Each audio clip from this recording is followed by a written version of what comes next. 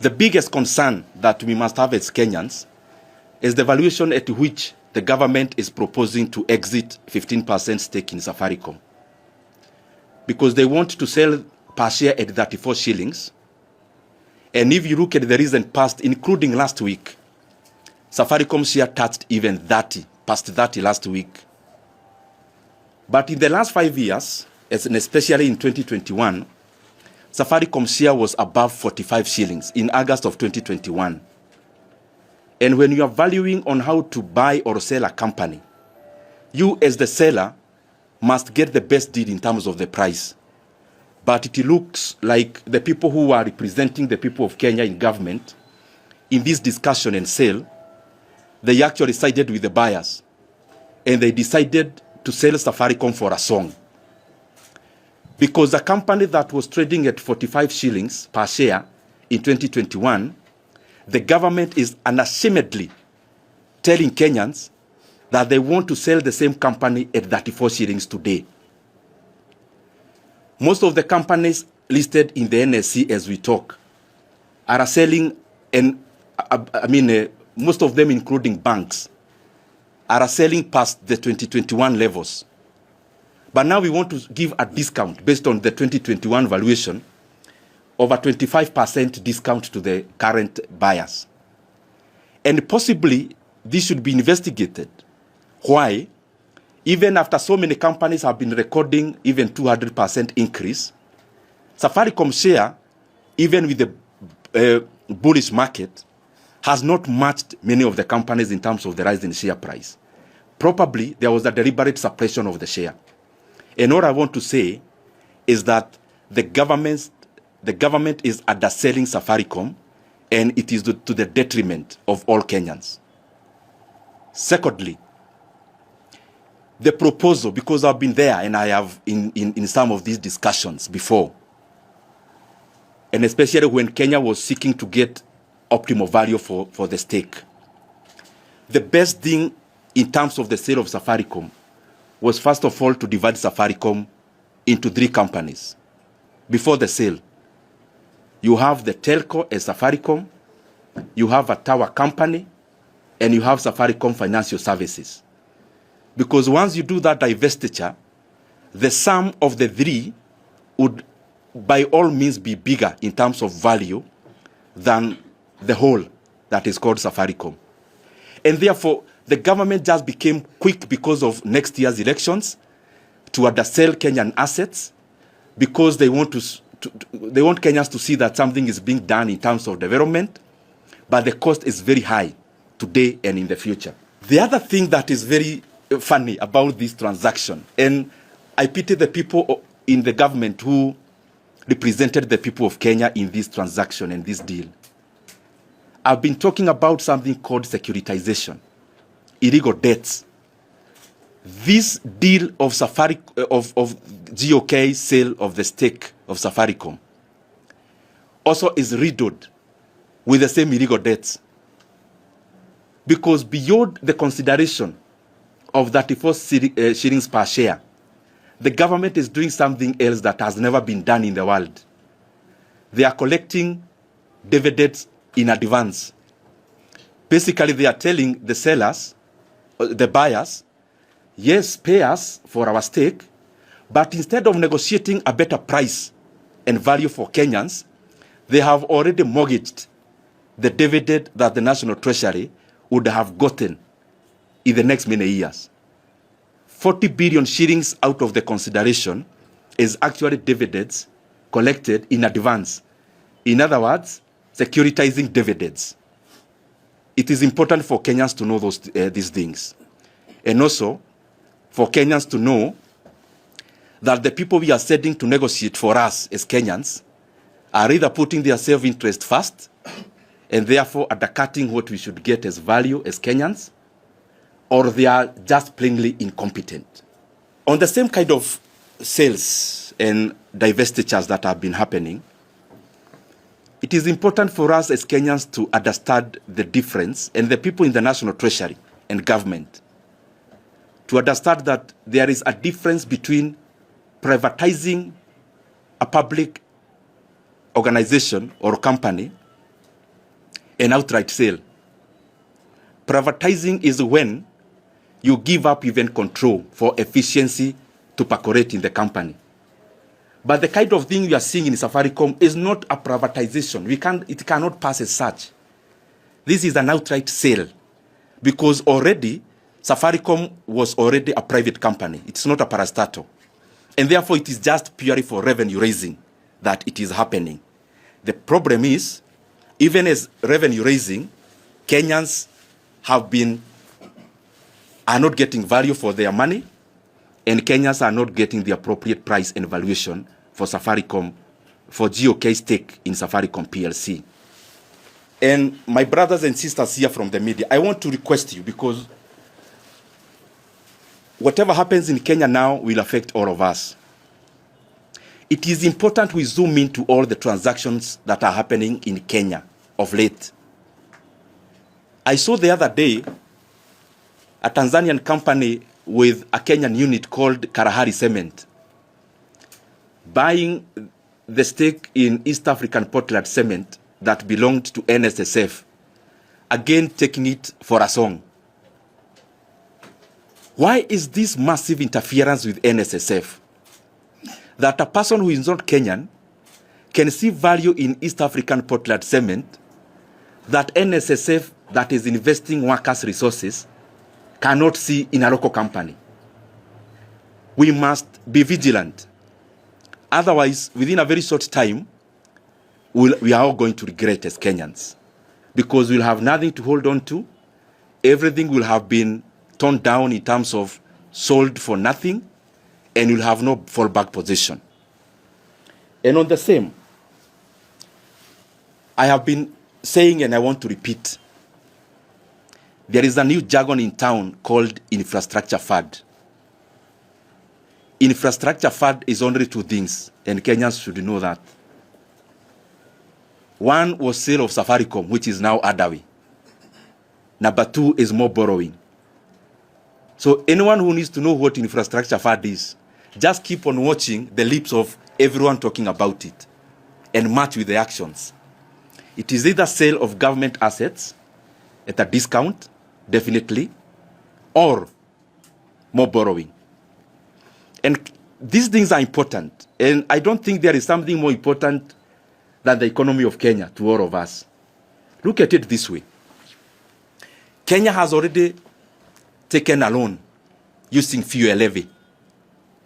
The money you pay for fuel levy has already been collected in advance for the next 7 years, and they want to take another one that will take us for the next 10 years. Meaning, the tax you are going to pay for the next 7 years has been collected today and spent. The unfortunate thing, and especially around that fund, is that local institutions, and especially banks, took part, and especially banks where GOK has a stake or controls. That we are collecting taxes because levy is like tax. The money that was to construct roads for the next 7 years has already been collected as we talk. I don't know whether I'm making sense, because you need to understand that because the government is looking at 2027 and nothing else, they are staking the future of this country in the name of elections. So we want to do everything that Kenyans can see. It doesn't matter whether we are getting into an abyss, and it doesn't matter whether we are going to recover from it. So we have taken fuel levy that was to be collected by Kenya for the next 7 years. That money has already been spent. Secondly, tourism fund has already been securitized or in the process of being securitized. The process has already kicked off. So when you see bombers of Kenya coming up, that is again an illegal loan, because all this securitization business is illegal. I've been talking about Talanta Fund, and you may wonder why there is no person in government giving a rejoinder. Because if there are no facts, then you should give the facts as the National Treasury. That this year, we borrowed 44.5 billion Kenya shillings where Kenya is going to pay an interest rate or an interest sum of 100 billion Kenya shillings in the next 15 years. Can you imagine that? Just because we want claps, now we take a loan of 44.5 billion shillings where the government is going to pay interest rate quantum of 100 billion in 15 years. So the Talanta Stadium, you see, the cost is not 44.5 billion. And I've been repeating this and I want to repeat. The real cost is over 140 billion Kenya shillings. So we need to ask ourselves as Kenyans whether these are the kind of decisions that we want made for our economy. Now, they're in the process now of securitizing your housing levy. That the housing levy Kenyans are paying so that they remove the talk of whether it can be reduced or not. The government is again kicking off the process of securitizing. Securitizing is just a heavy word to confuse Kenyans. Of borrowing through mortgaging the housing levy. So they are collecting it in advance. Now, what this is doing to the economy, and it is deliberate, the government is running away from budget. They want to control development in another book called Infrastructure Fund. And I just want to repeat, Infrastructure Fund is only a composition of two things. Sale of government assets, including Safaricom, and more borrowing. All the other hurabalo you hear, the bottom line is that. Now, let me interest you something else as I finish. As we talk with you here, Kenya is borrowing 1.25 trillion Kenya shillings in the official book of loans. 1.25 trillion Kenya shillings per year in the official loan book. So Kenya is borrowing 3.5 billion shillings every day, including today. By end of today, Kenya will have borrowed a net of 3.5 billion. And a net here, I have not included the money the government is borrowing to pay previous loans. That is called refinancing. I have not added. The figure I am giving is purely net debt. To put it into context, President Kibaki in his 10 years borrowed a net of 1.2 trillion Kenya shillings in 10 years. So we are borrowing in 1 year what Kibaki borrowed in 10 years. It is important for Kenyans to keep on knowing these things. Because this kind of recklessness cannot go for too long. And we have very recent case scenarios. We have Senegal, which is now in red. 2 guys elected very popularly last year, Diomaye Faye and Osman Sonko, themselves hata hawasikizani wenyewe. Because by the time they took over, there were illegal debts like securitization amounting to 13 billion US dollars. Illegal ones, taken off the book. Like Talanta Fund, like securitization, like securitization of dividends, like the government is doing in the sale of Safaricom, and the rest. We can learn from Zambia. We can learn from Sri Lanka that it is a slippery path we are taking our country into. We can learn from Ghana. Ghana was unable to service debts. So what did they do? They called all the government creditors and they told them, if you have lent the government $1 million shillings, either through buying a board or a T-bill, the government called them and told them, we no longer owe you 1 million. We owe you 70% of that. End of story. Can you imagine? So the route we are taking will definitely lead us there. And I'm calling upon the government. Let us not stake Kenyans' future on the general election in a year to come or so. There'll be Kenya after 2027. And Kenyans, ask yourself, why is the government, if you collect dividends for the next 5 years, So, in the mind of government, there'll be no Kenya in the next 5 years or what? When you take fuel levy to be collected in Kenya for the next 7 years to build roads, are you telling us there'll be no roads in Kenya to be built? I have indicated that Kenya is borrowing 1.25 trillion shillings every year. But even the development that we are seeing, including the expansion of Nairobi-Nakuru Highway, we now have had to force NSSF to invest workers' resources in that road, while the government knows for sure it will never break even. Now that we are selling a stake in Safaricom, why can't the government provide that road for free to all the people in the western side of this country? Must we package it as a commercial project? Now that we have another source of the sale of Safaricom stake, why can't the government invest some of this money into a road, and especially Nairobi Mau Summit Road? Why? That a Kenyan in the western part of this country, from Nakuru all the way, who pays pay, who pays VAT, who pays fuel levy, again is made by government to build their own road.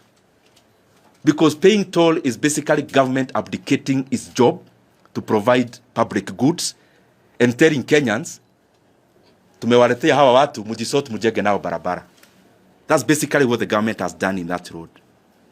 And we are going to keep on talking about this issue, that the people from Nakuru all the way deserve, like any other Kenyan, to use that road for free without tolling. Because we are borrowing every day. We are borrowing both in the book and off the book. We are now selling government stakes. Then why again make Kenyans to pay for the road? I have also heard the drums of every day. They are beaten about the expansion of the road from Pagani, Muthaiga, Kiambu, Duberi. And it has now come up again. I want to request you, my brothers and sisters, go to your own files in terms of the media files, previous ones. And you'll see that you covered the issue of the expansion of that road in 2021 and 2022. If you go to the files, even Google now, you realize that the expansion of Pagani, Muthaiga, Kiambu, Duberi Road was conceptualized and completed in 2022. But the government had to wait until we are near elections to beat the drums. The government should actually be apologizing to the people of Kiambu for delaying the road for 3 years. Because that road was ready to be built in the last 3 years. But of course, the convenience of our politics had to have it delayed. Very lastly, now that we are selling stakes, and I want to tell you for sure, Safaricom PLC, the government is now selling 15%.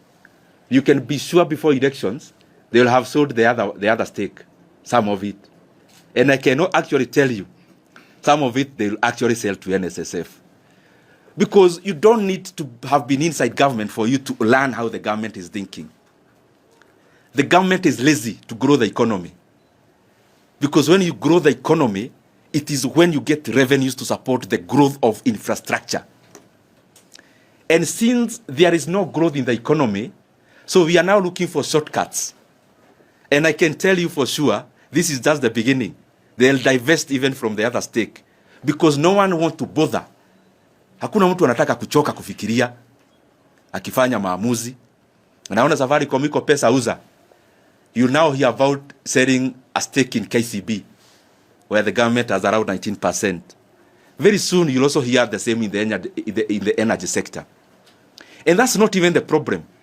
The problem is that we are selling these assets for a song. And I want to repeat because I am finishing. There is no way the government can purport to sell Safaricom at a valuation of less than 2.5 trillion. There is no way, other than if there is self-interest or incompetence on the side of government. And I have enumerated again, the best way was for the government, first of all, to foster divestiture within Safaricom, create 3 entities, value them separately, and then sell them separately if you have to sell. Very last, we are now on a drive. We are being taken on a rough drive of political messaging. These grand terms you are hearing, infrastructure fund and big money being mentioned, it is to make Kenyans not ask the basic questions. Before we are told about trillions and the rest, can the government first of all do the basics? We are now in December. The government, unless they recede, they have already purported to want to increase school fees for day scholars from January. So on one side, we are thinking about trillions. On the other side, you are abdicating from supporting free basic education. Our JSS brothers and sisters, they require very little money to be confirmed into permanent and pensionable terms. They already had a contract for 1 year to intern in the JSS institutions. But instead of addressing such a small issue, now we are doing political messaging by mentioning billions and infrastructure fund so that Kenyans don't ask us real questions about real issues. It's like when you can go to your home today, Stephen Leto, and you call a baraza of your home, or Mwaneki, or Business Daily. You call a baraza at your home, and you tell your kin or your family members that you want to go to the moon, and you are going together with them. So they actually forget to ask you about food for that day, because you've already sold a grandiose idea. Unfortunately, within a day or two, they start telling you, okay, we are still going, but where is food? So the basics for this country, one of the basics is basic education. Before we talk about all those other things, the government must give assurance through writing that day scholars in Kenya from January will get an opportunity to go to school without the handicap of finances, as it has been before. As I close, let me take you the last sentence on something else, because this grandiose communication of politics can make Kenyans get lost. Now, we are building highways to toll without any alternative. It has never happened in Kenya since independence.